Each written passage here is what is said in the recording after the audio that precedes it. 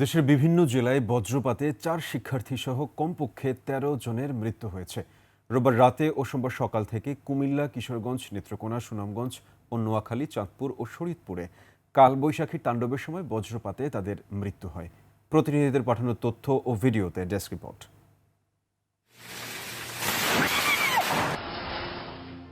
সোমবার সকালে কুমিল্লার মুরাদনগর উপজেলার কোরবানপুরে মাঠে কাজ করার সময় বজ্রপাতে মৃত্যু হয় 2 কৃষকের। দুপুরে কুমিল্লার বরুড়া উপজেলার হরিপুর পয়লাগুচ্ছ গ্রামে মাঠে ঘুড়ি উড়াতে গিয়ে বজ্রপাতে গুরুতর আহত হয় 2 শিশু। পরে উপজেলা স্বাস্থ্য কমপ্লেক্সে নিয়ে গেলে ডাক্তার তাদের মৃত ঘোষণা করেন।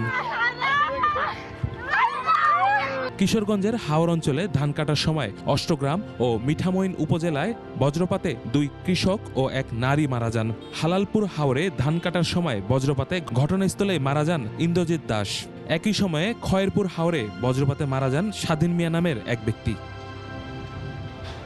বজ্রপাতে নেত্রকোনায় 2 জনের মৃত্যু হয়েছে। রোববার রাতে কমলাকান্দায় আকস্মিক বজ্রপাতে মারাত্মক আহত হন মাদ্রাসার শিক্ষক দিদারুল। পরে তাকে উপজেলা স্বাস্থ্য কমপ্লেক্সে নিয়ে গেলে ডাক্তার মৃত ঘোষণা করেন। সোমবার ভোরে মদন উপজেলার ত্রয়সী ইউনিয়নের ত্রয়সী গ্রামে নিজ বাড়ির সামনেই বজ্রপাতে আরেকজনের মৃত্যু হয়। এখন যে কোনো ব্র্যান্ডের পুরাতন এসি বদলে নতুন ওয়ালটন এসিতে উপভোগ করুন 25% ছাড়। সুনামগঞ্জের শাল্লা উপজেলায় বজ্রপাতে 1 কলেজ ছাত্রের মৃত্যু হয়েছে। সোমবার সকালে উপজেলার আটগাঁও গ্রামের বুড়িগাঙ্গাল হাওরে এই ঘটনা ঘটে। গরু চড়াতে পাশের গ্রামে বুড়িগাঙ্গাল হাওরে বৃষ্টির সঙ্গে বজ্রপাত শুরু হলে নিরাপদ স্থানে যাওয়ার চেষ্টা করেন ওই কলেজ ছাত্র। সে সময় ঘটনাস্থলেই তার মৃত্যু হয়। ওই সময়ে তার সঙ্গে থাকা একটি গরুও মারা যায়। নোয়াখালীর সদর উপজেলায় বজ্রপাতে 1 দিনমজুরের মৃত্যু হয়েছে। 4 দিনমজুর গাছ কাটার সময় বৃষ্টি শুরু হলে হঠাৎ করেই বজ্রপাত হয়। 3 দিনমজুর নিরাপদে যেতে সক্ষম হলেও ঘটনাস্থলে মারা যান 1 জন।